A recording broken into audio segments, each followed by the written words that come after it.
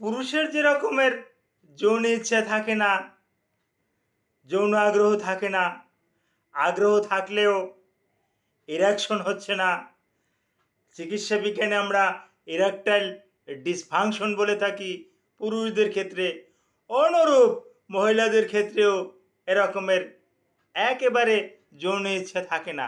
দেখতে সে সুঠাম দেহের অধিকারী, দেখলে তাকে মনে হবে না যে এ কোনো দিক দিয়ে দুর্বল আছে, অথচ তার কিন্তু সম্পূর্ণরূপে যৌন কাজে কিন্তু যৌন কার্যকলাপে কিন্তু অনাগ্রহ। এখানে কিন্তু সে কোনো রকমের আগ্রহ প্রকাশ করে না। হ্যাঁ, আস্তে আস্তে করে এটা কিন্তু নিস্তেজ হয়ে যায়, অর্থাৎ এখানে কোনো আগ্রহই থাকে না। অনেকেই আছে যেটা তার স্বামীকে বুঝতে দেয় না, কষ্ট করে হলেও সে ওই ইন্টারকোর্সে অংশ নেয়, কিন্তু কোনো রকমের সে কোনো তৃপ্তি পায় না, মজা পায় না।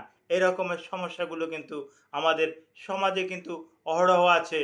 এগুলো আমাদের কাছে যখন ওই মহিলারা যখন আসে তখন সরাসরি বলে, বা কাপেল যুগল যখন একাত্র হয়ে আসে তখন এই জিনিসটা আমাদের কাছে প্রকাশ করে। এই বিষয়ে কিছু গুরুত্বপূর্ণ আলোচনা করব।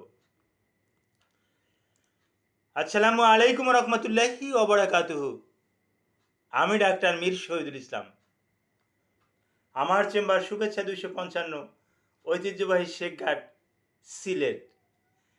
গুগলে গিয়ে ডাক্তার মীর শহীদুল ইসলাম কথাটি লিখে সার্চ দিলে আপনি আমার সম্পর্কে বিস্তারিত তথ্য পেয়ে যাবেন। জি দর্শক শ্রোতা, আলোচনা করছি ফিমেল সেক্সুয়াল ডিসফাংশন নিয়ে, অর্থাৎ মহিলাদের যৌন ইচ্ছা না থাকাটাকে, এটাকে ফিমেল সেক্সুয়াল ডিসফাংশন আমরা বলে থাকি। এখন এই ফিমেল সেক্সুয়াল ডিসফাংশন এটা কেন হয়? এর অনেকগুলো কারণ আছে। প্রথমত কারণ হলো যেটা রিলেশনশিপে জড়ানো। যদি একটা রিলেশনশিপে যদি উনি জড়িয়ে যায় তাহলে সেক্ষেত্রে কিন্তু এই ফিমেল ডিসফাংশনটা কিন্তু এটা কিন্তু হতে পারে।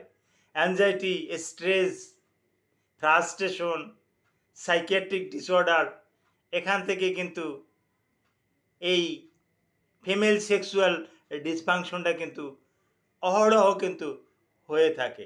একদম অনাগ্রহ, কোনো রকমের যৌন ইচ্ছের উপরে কোনো আগ্রহই নাই, কোনো রকমের তার আগ্রহ নাই, অথচ সে কিন্তু সুস্থ, তার অন্য অন্য কোনো রোগ জড়তাও কিন্তু নাই।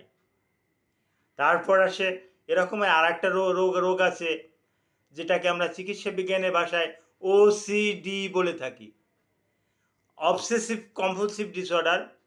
এই রোগটা যাদের আছে, এক কথা এটাকে সূচিবাই বলে, এই সূচিবাই যাদের আছে তাদের সম্পূর্ণরূপে সেক্সুয়াল কিন্তু ডাউনে চলে যায়।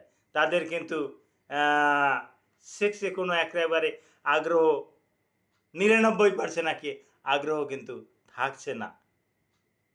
এগুলো সচরাচর রুগীরা এসে আমাদেরকে বলে, আমাকে বলে, তখন এগুলো পর্যালোচনা করে ট্রিটমেন্ট দেওয়া হয়। তো ফিমেল সেক্সুয়াল ডিসফাংশনের ভিতরে দুটো বড় ধরনের কিন্তু দুটো সমস্যা কিন্তু তাদের ভিতরে কাজ করে। এটা এটা একটাকে আমরা বলি ওই ল্যাক অফ ডিজার্ট, আর একটা অ্যারোজাল ডিজার্ট। এই ল্যাক অফ ডিজার্ট, অ্যারোজাল ডিজার্ট, এগুলো নিয়েও আবার আলোচনা করলে অনেক সময় লাগে। আর একটা সমস্যা পোস্টপার্টাম সেক্সুয়াল ডিসফাংশন।